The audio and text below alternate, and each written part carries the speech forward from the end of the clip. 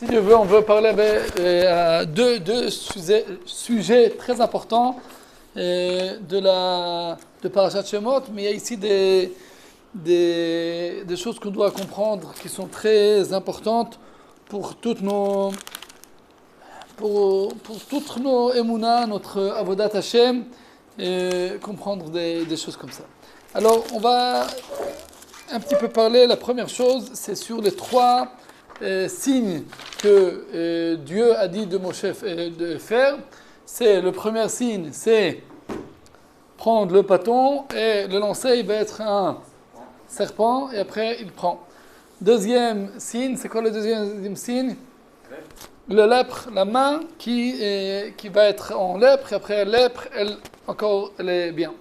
Et la troisième chose, c'est l'eau du Nilus qui va être du sang, et après ça va être encore une fois de l'eau. Et on doit comprendre pourquoi on doit ces trois signes. Quel était le problème qu'on avait, que Moshe Rabbeinu avait, et comment, avec les trois signes-là, ça va être le résoudre du problème. Pourquoi on a commencé avec ces signes? Parce que Moshe a dit à Kadosh Baruch Hu, Ve'em lo ya'aminu li ve'lo yishme'u bekoli ki yomru lo nir'a elecha Hashem. Il dit, Moshe Rabbeinu, que les Juifs, ils vont pas croire de lui, ils vont dire, Dieu t'a pas parlé. Et pour cela, Dieu lui dit, tu dois faire trois signes. Alors, au fond de Pshat, il dit, ils vont pas me croire. Alors Dieu lui dit, tu vas les faire trois signes, comme ça ils vont te croire que moi j'ai parlé avec toi. Mais il y a ici une autre chose que Moshe Rabbeinu, le problème, c'est que Moshe Rabbeinu dit qu'ils ne vont pas lui croire ils vont pas lui croire. Pourquoi? Parce qu'ils sont pas des tzadikim. Et tu veux nous sortir de l'Égypte? Non, c'est pas vrai. Et pour cela, Dieu lui dit, pourquoi tu as parlé du Lashon Hara? Comment on dit Lashon Hara? De Lashon Hara. Lashon Hara. Langue, pas bien. Hein? Mauvais langue. Non, Lashon Hara, on n'a pas de parler des mal choses sur des copains, des choses comme ça. Et pour cela, nous dit Rashi, pourquoi ces trois signes? Tu veux dire comment on dit Lashon Hara en français? Hein? Du médire. Médissant. Alors Dieu dit à Moshe Rabbeinu, pourquoi tu as parlé sur mes enfants du Lashon Hara, du médissant, vous avez dit? Hein? Médisance sur mes enfants. Et pour cela, les signes, ils symbolent des choses du Lashon Hara. Pourquoi? C'est qui le premier qui a parlé de Lashon Hara? C'était le serpent qui a dit à Chava, tu sais, Dieu a dit qu'on n'a pas le droit de manger, mais on peut peut-être toucher, on va voir. Comme ci et comme ça, et après ils ont arrivé de faire le péché de Etzadat, qu'ils ont mangé qu'ils ont mangé des choses que Dieu a interdit. Et la lèpre, comment on sait que c'est la lèpre? Ça nous symbole du Lashon Hara. On voit que la lèpre a symbolé du maudissant. Ouais, on voit ça. Comment on sait? Quel est le rapport entre Tsaraat, la lèpre, et le maudissance? Hein? C'est la punition. On voit celui qui parle du maudissance. Alors, la punition de lui, c'est quoi? C'est la lèpre. Mais on veut comprendre pourquoi la punition du Lashon Hara, c'est la lèpre. Et c'est une chose qu'on veut comprendre ici. Et de haute manière, pourquoi Moshe Rabbeinu dit qu'ils vont pas croire, qu'ils vont dire c'est pas vrai, Dieu a pas parlé avec toi. Pourquoi? Parce que Moshe Rabbeinu, il a vu qu'ils sont là-bas, ils sont en Galoute, ils sont en Égypte. Pas tout le temps, ils travaillaient Dieu. Il y avait aussi de la Vodazara là-bas. Ils étaient en même tête. 49 charrés de Touma, dont la, comment on dit Touma? L'impureté. Et pour cela, il dit, je vais le dire maintenant, allez, on sort d'Égypte. Non, non, non, c'est super en Égypte, tout est bien. On est bien ici, on ne doit pas travailler Dieu. Alors c'est super. Et Dieu dit à Moshe Rabbeinu, pourquoi tu parles de la maudissance sur mes enfants? Et pour cela, tu as parlé sur mes enfants, t'es en lèpre. Si tu veux arrêter, alors c'est bon. Mais je veux expliquer dans ce cours pourquoi la punition sur le Lashon Hara, c'est la lèpre.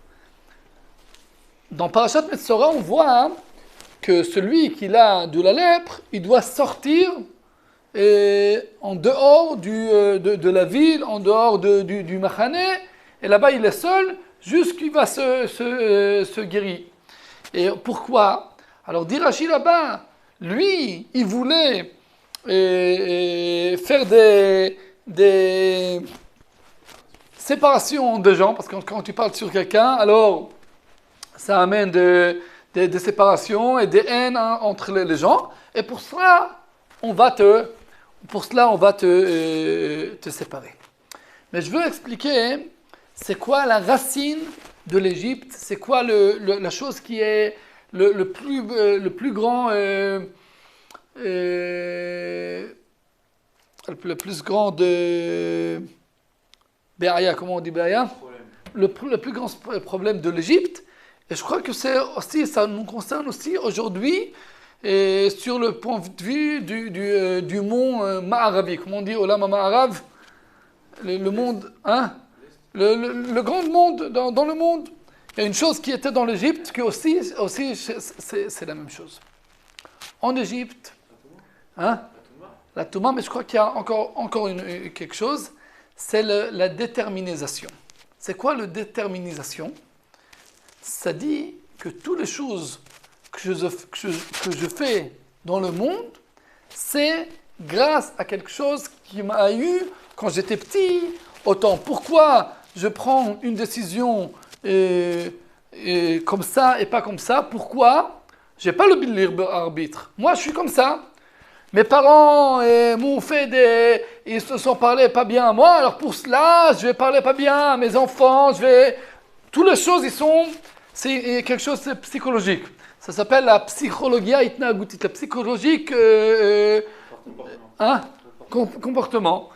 Beaucoup de choses que je fais parce que j'avais des traumatismes, des choses, et pour cela, maintenant, je me conduis comme ça.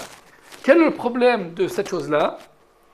Que je ne prends pas l'arbitre, la achrayut, non, la achrayut, comment on dit? La responsabilité sur mes choses-là. Parce que, pourquoi je fais comme ça et pas comme ça? Parce que j'étais dans une famille comme ça, j'étais comme ça, alors pour cela, je suis comme ça. Et c'est tout. Et je peux pas faire des changements. Dans l'Égypte, tout est comme ça. C'est comme ça. Mon père il était esclave. Moi, je vais être esclave. Aussi, les Juifs en Égypte. Mon fils va être un esclave. Mon arrière-petit-fils, il va être aussi un esclave. Le Midrash, il dit qu'il n'y avait pas d'esclaves qui étaient enfuis d'Égypte dans toute l'histoire. Pourquoi? Parce qu'il y avait une conception qui me dit si je suis comme ça, alors on continue. Où on voit ça dans un Rashi qui est très, très compliqué de le comprendre. Du le Rashi, Avanitrakma lo, pen irbe veya ki tikre la milchama benosaf gam al sonenu venilcham banu ve'ala min haaretz. Comment on va résoudre le problème avec ces Juifs? On va jeter tous les enfants, tous les garçons dans le Nil. Pourquoi pas les brûler, je sais pas, faire des choses... pourquoi dans l'eau? Quelle chose il y a là-bas? Nous dit Rashi, nitrakem, on va faire Itrakmout, comment on dit Itrakmout? On va mélanger Dieu. Pourquoi? Parce qu'il savait que d'après le judaïsme, Dieu, il fait beaucoup de choses qui sont mida keneged mida. Comment on dit en français mida keneged mida? Mesure pour mesure. Et si c'est comme ça, alors, si on va les jeter dans l'eau, après, on va nous jeter aussi nous dans l'eau. Parce que tout est déterministe, comme ça. Alors, si nous, on va les jeter dans le Nil, après, dans l'eau, après, on va aussi nous jeter dans l'eau. Alors, comment on va faire quelque chose qu'on ne peut pas faire à nous-mêmes? On va faire quelque chose que Dieu a dit qu'il ne va pas faire. Et Dieu, après le Maboul, comment on dit le Maboul, quand on était à Parashat Bereshit, le Maboul, comment on dit à Parashat Noach, toute l'eau qui était, ouais, hein? Le déluge. Après le déluge, Dieu a dit, je ne vais pas ramener encore le déluge dans le monde. Ouais, qu'on voit ça dans Parashat Bereshit et Noach là-bas, que Dieu a dit, après le déluge, je ne vais pas ramener, il a fait une chevoie, comment on dit chevoie? Il a juré qu'il ne va pas ramener encore une fois une déluge. Alors pour ça, dit Paro, on veut faire quelque chose aux Juifs, mais les Juifs, ils ont Dieu. Alors si on va faire quelque chose à la Juif, alors on va faire après nous-mêmes, on va se nous taper. Alors on va faire quelque chose que Dieu a juré qu'il ne va pas faire. Ah, Dieu a juré qu'il va pas ramener du déluge. Alors on va les ramener, on va les lancer dans l'eau, et après on ne va pas nous faire du déluge. Mais il ne savait pas, nous dit Rashi, que Dieu a juré de ne pas ramener tout le monde entier dans la déluge. Mais peut-être un pays, oui. Et où ils ont fini, les Égyptiens? Dans l'eau, à Yamsouf. Ah ouais, dans la Parashat Beshalach, ils vont être dans l'eau. Mais on dit toutes les journées, Az Yashir Moshe. Ouais. Alors ils ont fini là-bas. Alors qu'est-ce qu'on voit ici?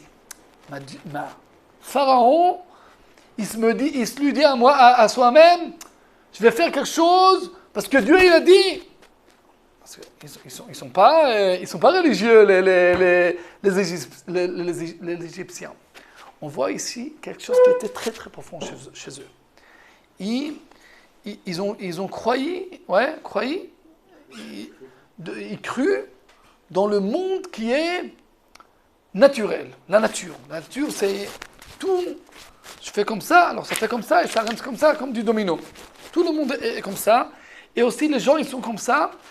Et ils avaient cru que aussi Dieu, s'il y a quelque chose qui s'appelle Dieu, aussi lui, il est dans ce mélange. Et alors aussi, quand Dieu il dit, je vais pas ramener du déluge, alors on va ramener quelque chose, et comme ça, Dieu, il ne pourra pas faire. C'est un conscient qui est très... c'est la plus grande kfira. Comment on dit kfira? C'est pas avec Dieu. Nous, on doit comprendre.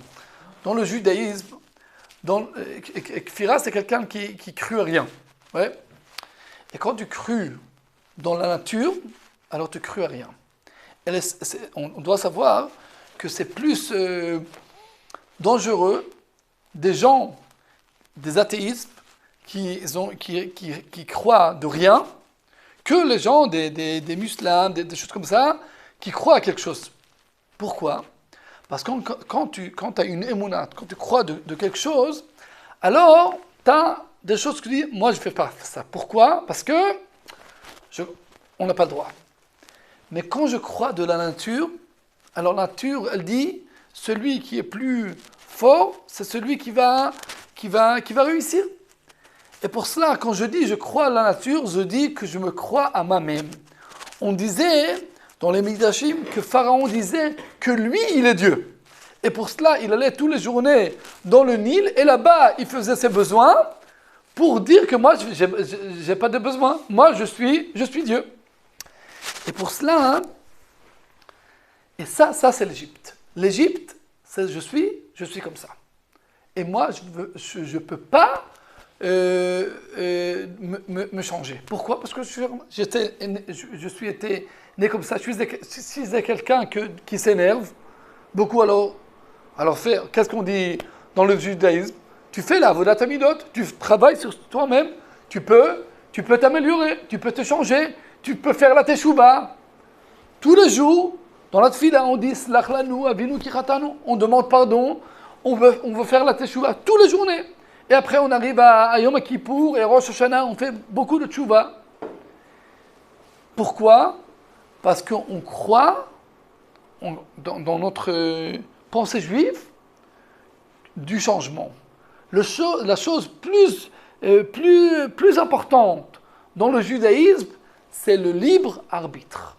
Le libre arbitre, je dis, moi, je peux prendre des décisions dans ma vie, je peux décider comme ça ou comme ça, et après, si je prends la bonne décision, je vais recevoir de bonnes comparaisons, et si je ne vais pas prendre pas bien le pas bien chemin, alors je vais recevoir quoi? Une punition. On croit dans les punitions et dans les comparaisons. Pourquoi? Parce qu'on croit du libre arbitre. Pourquoi? Parce qu'on croit dans le judaïsme que chacun dans ce monde, il peut faire ses choix. Il peut se changer. Mais en Égypte, on ne peut pas se changer. En Égypte, si tu es comme ça, tu es comme ça. Et pour cela, les gens, ils ne sortissaient pas d'Égypte. Pourquoi? Je ne sais pas s'il y avait là-bas des barrières. Mais il y avait des barrières psychologiquement. Je suis comme ça. La barrière psychologique, c'est la barrière plus grande. Pourquoi? Je ne peux pas. Tu dis à quelqu'un, allez, tu arrives, toi, à la tefila. Je suis très fatigué. Prends toi-même en main. Tu peux. Si tu prends la décision, tu peux. Si, en davar haomed lipifnei haratson. Il n'y a rien qui peut se mettre entre la volonté. Si tu as une volonté, tu peux faire des choses. On doit comprendre que Moshe Rabbeinu était né où? En Égypte. Et pour cela, il se disait, si les Juifs, ils sont comme ça, si les Juifs, ils font de la avodah zara, maintenant tu me dis, Dieu, tu vas aller les sortir? Mais comment je vais les sortir? Ils ne vont pas croire à moi. Je vais le dire, Dieu m'a parlé, demain on sort. Je vais dire, pourquoi? C'est pas vrai. C'est pas possible. Dieu lui dit, pourquoi tu parles du maudissant sur mes enfants? Je sais que maintenant, ils travaillent la avodah zara. Je sais qu'ils ne sont pas des tzadikim. Alors pourquoi je vais les sortir? Parce que moi, je crois de la libre arbitre des gens de faire les changements. Peut-être maintenant ils ne sont pas bien, mais ils vont se changer. Et pour cela, dit Dieu à Moshe Rabbeinu, pourquoi tu parles du lashon hara? Pourquoi tu parles du maudissant sur mes enfants? Maintenant, prends ce bâton. C'est quoi? C'est un bâton, oui. Serpent! Moshe dit, qu'est-ce qu'on fait? Mais c'est un serpent, c'est très dangereux. Dieu lui dit, prends ça. Encore une fois, c'est un bâton. Il y a des changements. Le bâton peut être serpent, le serpent peut être bâton. Si on va écouter à Dieu. Si on écoute à la Torah, on peut faire et on doit faire des changements. Ouais. Le ne pouvait pas se dévoiler directement en Israël. Pourquoi Dieu se dévoile pas directement aux Juifs? Très bonne question que Chai a demandé. C'est la même chose, c'est la même réponse. On doit le libre arbitre. Si Dieu se dévoilait lui-même au peuple juif en Égypte, ils nous ont vapé, ils n'avaient pas à eux le libre arbitre, le choix de dire on veut ou on ne veut pas. Parce que le Midrashim, ils disent que 20% étaient sortis d'Égypte. Il y avait 80% qui n'étaient pas sortis. Chamushim alou bnei Israël, dit le Midrash, Echad mi chamisha, un cinquième. Pourquoi? Parce qu'il y avait 4 cinquièmes qui disaient. C'est super. D'ailleurs, aujourd'hui, en Amérique, en France, en tout endroit, en Chutz La'aretz, aussi, on a beaucoup de juifs qui font un choix, qu'on est très triste sur ça, et l'Icher, comme on dit, rester en France, et après, chas v'chalila, ça peut amener à une l'autre, comment on dit, simulation, non? Hein? Assimilation. Et c'est la même chose, comme on était en Égypte. Pourquoi les gens, ils ne viennent pas? Parce qu'ils ont peur de faire des changements. C'est la même chose. Égypte, Amérique, Los Angeles, Lakewood, France, c'est la même histoire. Dieu dit à Moshe Rabbeinu, les Rabbanim, venez, on veut ramener la Géoula. Non, pourquoi faire des changements? On est ici super. On a une yeshiva, on a un kollel, on a une mikvé, on peut apprendre la Torah ici tranquille. Maintenant, en Israël, l'armée, et après on a comme maintenant, milchama, des milchamot. On a des guerres. Maintenant on est tranquille. En Amérique, tout est bien. On fait les mitzvot, filin, super. Pourquoi on ne veut pas venir? On ne veut pas faire des changements. Parce qu'on est bien dans le côté qu'on est. On ne veut pas sortir du bon quartier comme ça. Oui. Mais Rav, si, Michael Hatzadik. Si tout le monde part et vient en Israël, est-ce que le judaïsme ne va pas s'oublier dans les autres pays? Par exemple, pour ceux qui veulent se convertir ou... Alors, c'est une super question. On doit savoir on doit comprendre que dans le but, on nous tous doit arriver ici en Israël, tous les Juifs. Et qu'une des raisons de la galoute, c'est pour ramener tous les guérim, tous les converts de tout le monde entier. C'est une des raisons profondes que Dieu a lancé les Juifs en Chutz La'aretz pour ramener ici aussi les gens qui appartiennent au judaïsme. Mais on doit savoir que le but, la nevoua, comment on dit la nevoua en français? La prophétie, on peut la prendre qu'en Israël. Et le but de nous, dans le monde, c'est être pas un pays, une nation dans son pays, et que travaille Dieu comme une nation. Pas que 1, 2, 3, et là, nous tous entiers.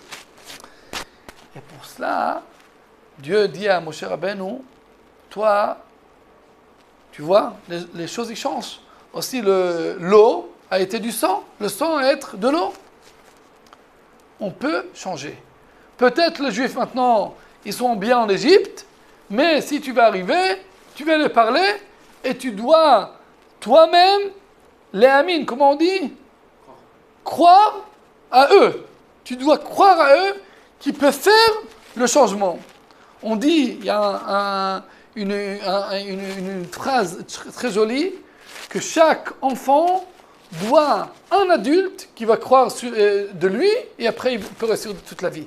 S'il avait un adulte qui disait, tu vois, tu peux réussir, tu es bien, il peut réussir. Mais si tous les gens ils disent, ah non, t'es pas bien, t'es mauvais, alors tu vas être mauvais. On doit croire du changement. On peut faire du changement. Maintenant, on va expliquer pourquoi la punition sur la maudissant, c'est la lèpre. Parce que pourquoi tu parles sur ton copain? Il n'était pas bien. Pourquoi tu parles sur ton copain? Ton copain a fait quelque chose de pas bien. Pourquoi tu parles sur lui? Parce que tu ne crois pas qu'il a fait un changement. Si tu croyais qu'il a fait un changement, alors tu ne vas pas parler sur lui. Si quelqu'un a fait quelque chose il y a 20 ans, tu vas parler sur lui, tu dis non, c'est pas c'est pas l'autre bonhomme, maintenant c'est un autre bonhomme. Il a déjà fait la teshuvah, il s'était amélioré. Pourquoi tu parles sur quelqu'un? Parce que tu ne crois pas de quoi? Du changement. Si tu avais cru du changement, tu ne parlais pas sur lui. Et pour cela, la punition sur le maudissant, c'est la lèpre. Parce que la lèpre, elle dit, tu parles sur quelqu'un, tu dis, il est comme ça. Après, Dieu dit, comment tu es? Non, je suis bien. Tu vois, ta main. Oh, j'ai une lèpre. Tu ramènes le Kohen. J'ai ici une lèpre. Ah, c'est quoi? Mais c'est pas moi. D'où c'est arrivé? On va faire des téléphones au médecin. C'est quoi ça? Non. T'as changé.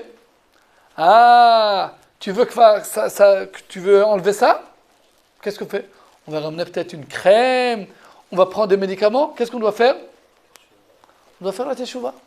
On fait la teshuva. Tu ramènes le Kohen après une semaine. Allez, tu as fait des changements? Oui, Baruch Hashem, tu as fait la teshuva. Il ne fait pas les changements. Encore une semaine. On va attendre dehors. Jusqu'il va faire le changement. Parce que ce n'est pas une punition. On va faire du mal. Ah, tu as fait vite du mal. On va te faire du mal. Non. Toi, tu n'as pas cru en changement. Maintenant, on va te ramener faire un changement. Et tu vas voir qu'on change. On change aussi ta main, elle change. On change tout le temps. Alors c'est ça. Ça, une chose est très importante. La deuxième chose, que je veux parler sur ça aujourd'hui, alors ça c'était la première chose. Si on résume, c'est pourquoi Moshe n'a pas cru au peuple juif, parce qu'en Égypte, on est comme ça. On ne fait pas de changements. Et pour cela, il a parlé sur eux du Lashon Hara. Et pour cela, Dieu lui a puni une chose avec des signes qu'on voit que tout le temps, il y a des changements. Tout le temps, il y a des changements. Il y a de l'espoir. Hein? Il y a de l'espoir. Aujourd'hui, dans la vie, il y a beaucoup de gens qui font des choses qui ne sont pas comme la Torah. Et tu lui dis, pourquoi tu fais ça? C'est interdit. Qu'est-ce qu'il te dit? Mais je suis comme ça. Tu es comme ça? Alors change. On est arrivé dans ce monde pour faire des changements, pour s'améliorer. Il y a l'espoir. Dans le monde, et aujourd'hui, le monde qui accepte toutes les choses. On peut faire qu'est-ce qu'on veut. Ce que je veux faire. Tout est permis. Alors, on croyait que c'est un monde que tous les gens ils doivent être là-bas très, très enthousiastes. Mais ce n'est pas tout le temps comme ça. Pourquoi? Parce que quand tu fais qu'est-ce que tu veux, alors tu n'as pas d'espoir du changement. Et pour cela, beaucoup de gens prennent des choses pour se calmer. Pourquoi les gens ils sont en stress et tout. Et beaucoup de gens ils prennent beaucoup de choses qui sont interdites aussi, pas que dans la halakha, aussi l'alcool, toutes les choses là, les cigarettes et tout. Tu dis mais c'est pas bien, tu peux prendre le cancer. Je suis comme ça. C'est un monde qui est sans espoir. Pourquoi? Parce qu'il n'y a pas ici la croix du changement. Et la Torah, Yetziat Mitzrayim, la sortie d'Égypte, c'est la sortie Mitzrayim, c'est comme Meitzarim. C'est quoi Meitzarim? C'est comme des barrières. Et sortir des barrières, c'est dire, je peux m'améliorer dans ma vie. Alors, et c'est le grand chidouche du peuple juif. Grâce à ce chidouche que le peuple juif a sorti d'Égypte, alors tout le monde s'améliore. Parce que les juifs, ils s'améliorent, ils ramènent le moussard, comment on dit le moussard? Le moussard. Être bien. Des bonnes, hein? La bienfaisance au monde. On est bien, on peut être plus bien, on peut s'améliorer, on peut changer. Ça, c'est Yetziat Mitzrayim. Pour cela, on fait toutes les années Pessah, pour qu'on dise, on peut sortir de notre barrière, on peut changer, on peut s'améliorer, on peut être plus bien. Deuxième sujet, petit sujet, c'est Moshe Rabbeinu, il voit un juif qui se tape avec un goy qui tape le juif. Alors, c'est pas bien, il fait ce qu'il fait, et le lendemain, qu'est-ce qu'il voit? Un juif qui tape un juif, pas un Égyptien qui tape un juif. Alors il lui dit, pourquoi tu fais ça? Alors on lui dit, allez, organi ata omer kasher haragta et Mitzri. Tu veux me tuer comme tu as tué hier l'Égyptien. Alors qu'est-ce qu'il dit? Achen noda adavar. Point de vue de Pshat, c'est-à-dire, maintenant, je comprends que les gens ils ont parlé et peut-être Pharaon il sait que j'ai tué un Égyptien. Mais Rashi, il nous ramène dans les profondes choses, il dit Achen noda adavar. Maintenant, j'ai compris pourquoi le peuple juif, ils sont dans l'Égypte, ils sont en galoute. Pourquoi?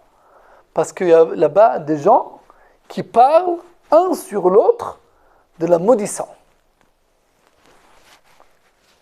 Et on sait que le premier temple était détruit parce qu'il avait là-bas les 3 avérotes, Avodah Zara, Gilou et Arayot et Shfichut Damim. Mais le deuxième temple, il était sur quoi? La Shonara, c'est notre Chinam. Et dit le Chafetz Chaim, si on n'a pas réussi de le construire, c'est-à-dire qu'on n'a pas réparé encore cette chose-là.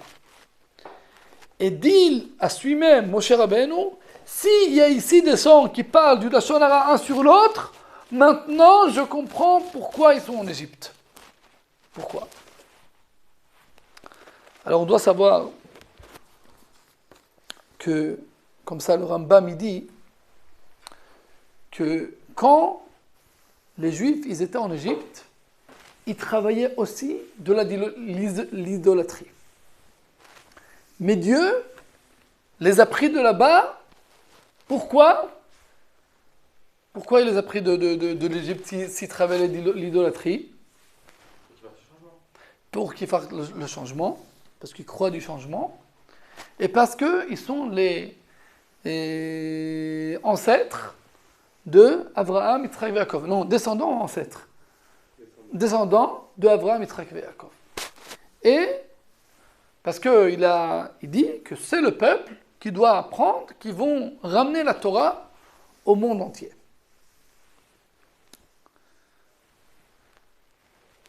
Mon cher Rabbeinu se le dit à lui-même. Si ils font l'idolâtrie, alors pourquoi il va comment ils vont sortir de là-bas?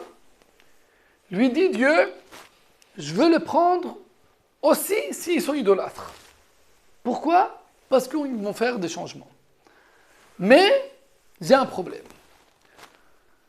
Aussi, si un juif il fait des avérotes, il reste un juif. Alors, quelle est la chose qui peut faire quelqu'un qui ne va pas être juif, ou qu'on ne va pas ramener la Géoula aux juifs? C'est une chose. C'est quoi?